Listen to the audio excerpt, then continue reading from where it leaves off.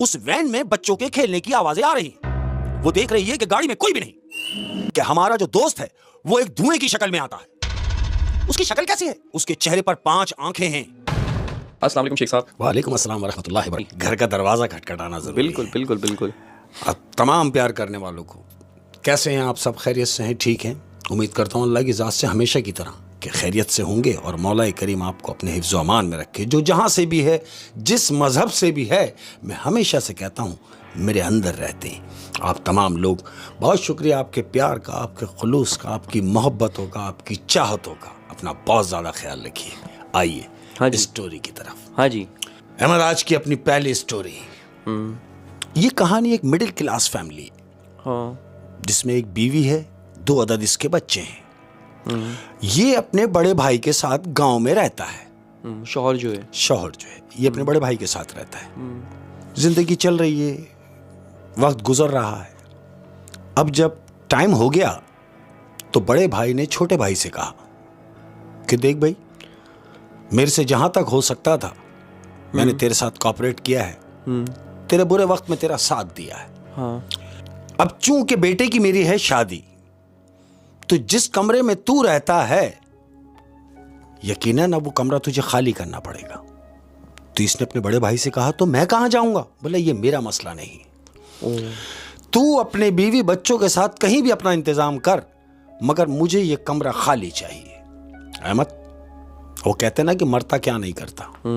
इसने कहा कि ठीक है, फिर मैं अपना इंतजाम करता हूं। अहमद, गांव से थोड़ी सी मसाफत पर, यानी अपने भाई के घर से हटकर थोड़ी सी ऐसी जगह जहां वीराना है, आबादी नहीं है। आबादी नहीं है।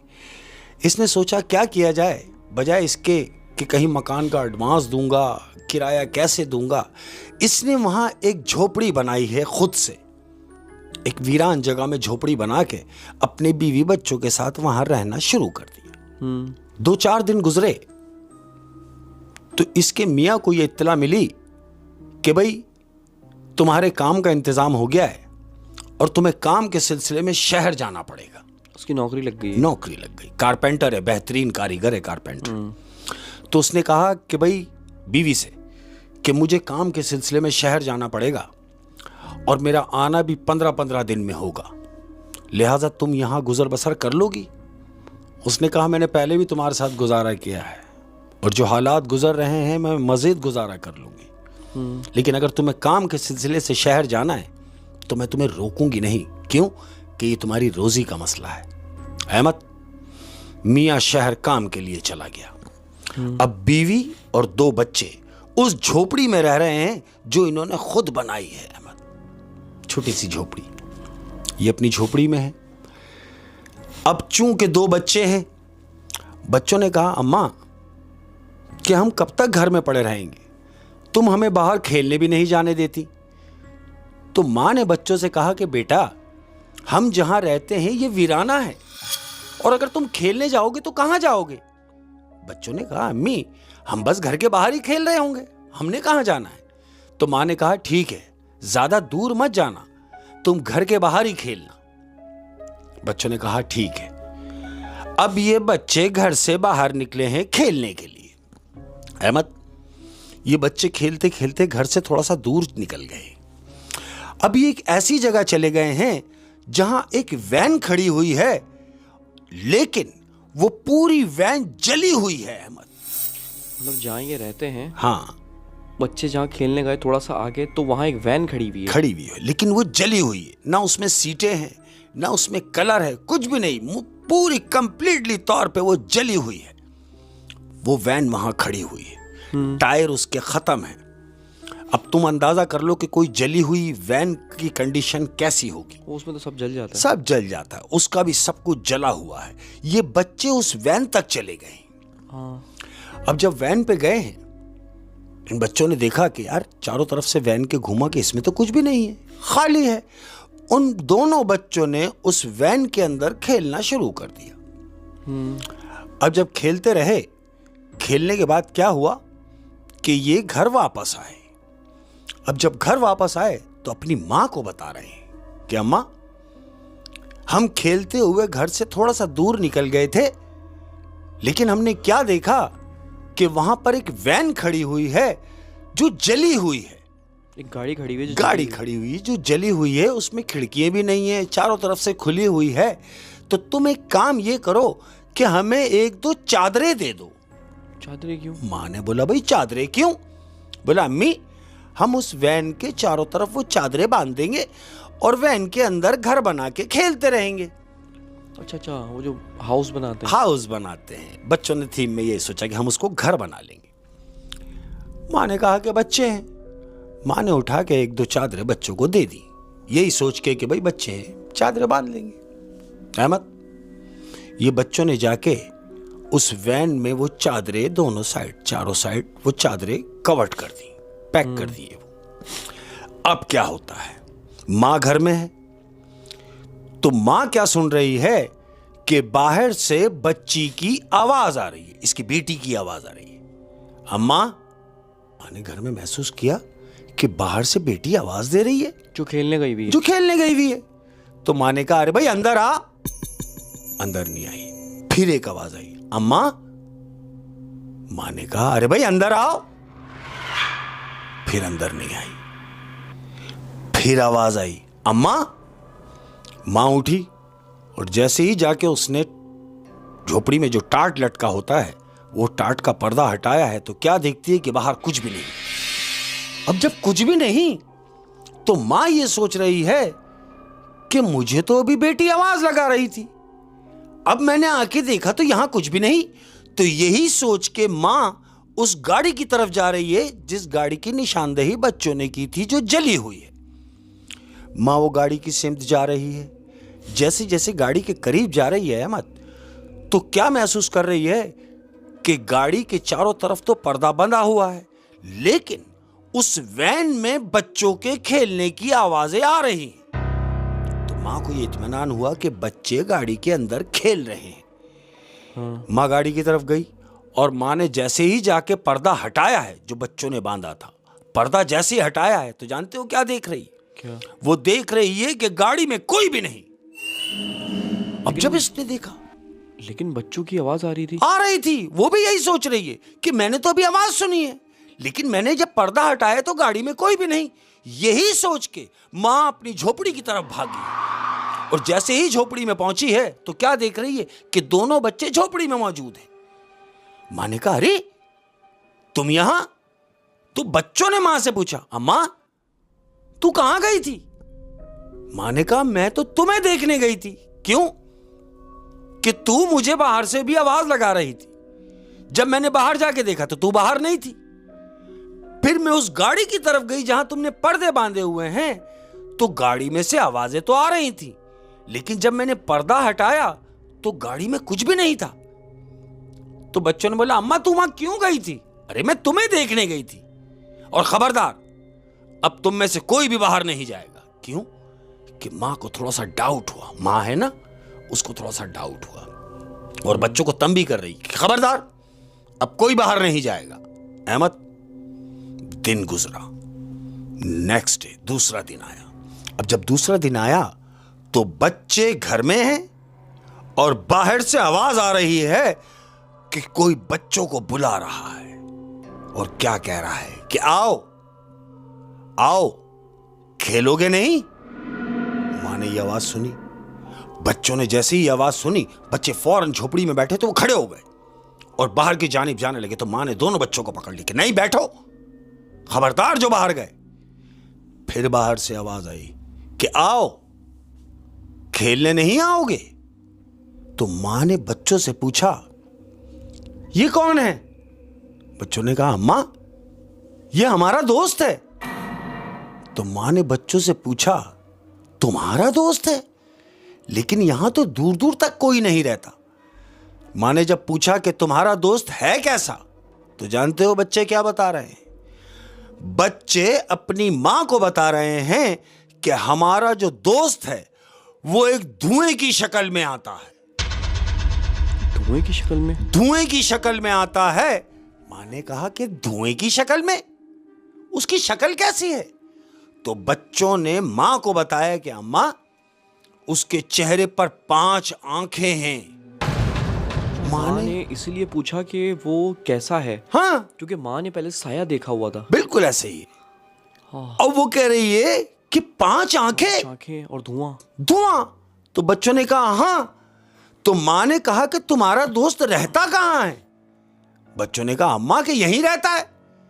माँ ने कहा तो फिर एक काम करो, पहले मुझे उसका घर दिखाओ, वरना मैं तुम्हें घर से बाहर निकलने नहीं दूंगी। तो बच्चों ने कहा इसमें क्या कबाहत है, आओ अम्मा हम तुम्हें उसका घर दिखा देते हैं। अब ये बच्चे माँ को लेके उसका घर दिखाने जा रहे हैं जो इनका दोस्त है। तो जानते हो बच्चे कहाँ ले जा रहे हैं? वैन के पास।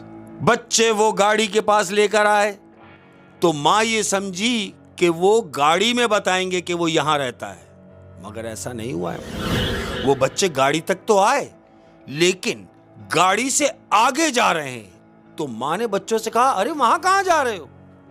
बच्चों ने कहा अम्मा तूने ही तो कहा है कि उसका घर दिखाना है, तो आओ अम्मा हम तुम्हें उसका घर दिखा दें। माँ बच्चों के साथ हो ली। अब जब वो बच्चों के साथ हो ली तो थोड़ी ही दूर गई है अहमद, तो क्या देख रही है कि वहां एक छोटा सा कब्रिस्तान है जहां बच्चे उसको लेकर गए अपनी माँ को। माँ ने देखा कि वहां जितनी भी कब्रें बनी हुई हैं अहमद, वो सारे छोटे बच्चों की कब्रें हैं। वहां एक कब्रिस्तान है जहां पे बच्चों की कब्रें, बच्चों की कब्रें हैं। वो एक छोटा सा कब्रिस्तान जहां पर सिर्फ छोटे बच्चों की कब्रें हैं। उनमें से एक कब्र ऐसी है जिस पे स्लिब नहीं है, खुली हुई कब्र है, कांटे वाटे उसमें पड़े हुए हैं।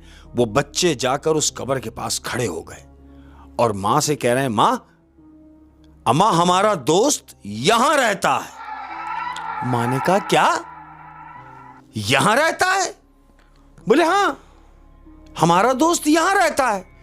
मां ने दोनों बच्चों का हाथ पकड़ा अहमद और तेजी से अपनी झोपड़ी की तरफ आ गई। अब जब झोपड़ी में आ गई तो झोपड़ी में आके बच्चों को बिठाला और बोला खबरदार खबरदार, ना तो तुम गाड़ी की तरफ जाओगे और ना तुम उस बच्चों के कब्रिस्तान की तरफ जाओगे। तो बच्चे बिलकना शुरू हो गए, रो रहे हैं कि अम्मा हमें जाने दे, हमारा दोस्त हमारा इंतजार कर रहा होगा।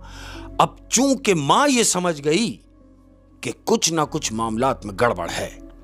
अहमद दिन हुआ, अब ये पीरियड को 15 से 20 दिन गुजर गए अहमद। शौहर घर आया, शहर से शौहर घर आया, कुछ बच्चों के लिए सामान लाया, कुछ घर के लिए सामान लाया, ला के उसने घर में रखा है। तो क्या देख रहा है कि बीवी का चेहरा कुछ उतरा उतरा सा है। तो शौहर ने पूछा अरे भाई मैं आया हूं, तुम्हें तो खुश होना चाहिए, लेकिन मैं जब से आया हूं मैं ये महसूस कर रहा हूं कि तुम खुश नहीं हो। बीवी कहती है नहीं ऐसा कुछ नहीं है। तो शौहर कह रहा तुम मुझसे कुछ छुपा रही हो। तो बीवी ने कहा मैं छुपाऊंगी क्यों, तुम्हें ही तो बताना है। शौहर ने कहा क्या? तो बीवी शौहर को बता रही है कि हमारे बच्चे खेलने के लिए जाते रहे बाहर, लेकिन वो बाहर जाते रहे एक गाड़ी जो जली हुई है उसमें खेलने के लिए। तो मैं ये समझती रही कि बच्चे यहां तक खेलने के लिए आते हैं, लेकिन इसके आगे क्या हुआ? शौहर ने कहा क्या हुआ? तो बीवी कह रही है इसके आगे यह हुआ कि जिनके साथ हमारे बच्चे खेलते हैं वो जिंदा नहीं है। शौहर ने कहा क्या? बोले हां, क्योंकि मैंने बच्चों से पूछा कि तुम्हारा दोस्त कहां रहता है, तो ये मुझे कब्र के पास ले गए और कब्र को बता रहे हैं कि हमारा दोस्त यहां रहता है। अहमद शौहर की समझ में आ गया कि जरूर कोई ना कोई मामलात में गड़बड़ है। तो इसने क्या किया, इसने एक पढ़ने पढ़ाने वाले से राब्ता किया और उसको अपनी झोपड़ी में लेकर आया कि भाई आके जरा देखो क्या मामलात है। तो वो जो पढ़ने वाला था वो इनकी झोपड़ी में आया, झोपड़ी में देखा, शौहर से कह रहा यहां तो कुछ भी नहीं। कह रहा बच्चे कहां खेलने जाते हैं? बीवी ने बताया कि भाई थोड़ी सी दूर एक गाड़ी जली हुई है, वहां खेलने के लिए जाते हैं। उस पढ़ने वाले ने बोला कि मुझे उस गाड़ी तक ले चलो। अहमद ये दोनों मियाँ बीवी और वो बच्चे साथ में उस गाड़ी तक चले गए और वो जो पढ़ने वाला है उसको बताया कि बच्चे इस गाड़ी में खेलते हैं। उसने गाड़ी के चारों तरफ चक्कर मारा, और कह रहा है गाड़ी में भी कुछ नहीं, कहीं और भी जाते हैं? तो बीवी ने कहा कि नहीं, और तो कहीं नहीं जाते। तो उनमें से दोनों बच्चे जो साथ खड़े हैं, बच्चे एकदम बोले, अम्मा जाते हैं। तो वो जो पढ़ने वाला है बच्चों से पूछ रहा है कहां जाते हैं? कह रहा थोड़ा सा आगे। तो पढ़ने वाले ने बोला कि मुझे लेके चलो। वो बच्चे उस पढ़ने वाले को उस कब्र के पास ले गए जो खुली हुई थी। अहमद, वो खुली हुई जो कब्र थी, वो पढ़ने वाले को जैसे ही वहां लेके गए हैं, पढ़ने वाला वहां खड़ा हुआ, उसने कुछ पढ़ाई की। पढ़ाई करने के बाद दोनों मियाँ बीवी को और बच्चों को बोला आ जाओ मेरे साथ। उनको वापस झोंपड़ी में ले गया और उनसे कह रहा है कि जितनी जल्दी हो सके यहां से कूच कर जाओ। इन दोनों मियाँ बीवी ने बोला भाई क्यों? बोले वजह यह है कि जिनके साथ आपके बच्चे खेलते रहे उनमें से कोई भी जिंदा नहीं। वो जो बच्चे तुम्हारे बच्चों के साथ खेलते रहे वो सारे बच्चे जले हुए हैं और मरे हुए हैं। शौहर ने पूछा मरे हुए हैं क्या मतलब? बोले वो जो वैन में तुम्हारे बच्चे खेलने जाते रहे, दरअसल वो एक स्कूल की वैन है। स्कूल की वैन है और वो वैन में वो तमाम बच्चे, जितने बच्चे उस वैन में थे, आग लगने की वजह से कोई बच्चा बाहर ना निकल सका और सारे बच्चे जल गए। ये वही वैन है जिस वैन में वो बच्चे जले थे और ये वही कब्रिस्तान है जहां पर उन बच्चों की तदफीन की गई और वहीं उन बच्चों को दफनाया गया। अहमद, वहां से उनको जगह छोड़नी पड़ी। अच्छा, वो जगह ऐसी गुंजान आबाद इलाके में थी। हाँ जी। लेकिन क्योंकि वहाँ से भाई ने इनको निकाला था घर से, तो इन्होंने यहाँ अपनी झोपड़ी लगा ली और वो एक ऐसी वैन से जाके टकरा गए। हाँ जी, जो बच्चों के स्कूल की वैन थी। बिल्कुल। और बच्चों का कब्रिस्तान भी वहीं था। ओए शेख साहब, बड़ी रोंगटे खड़े कर देने वाली और डरा देने वाली कहानी थी।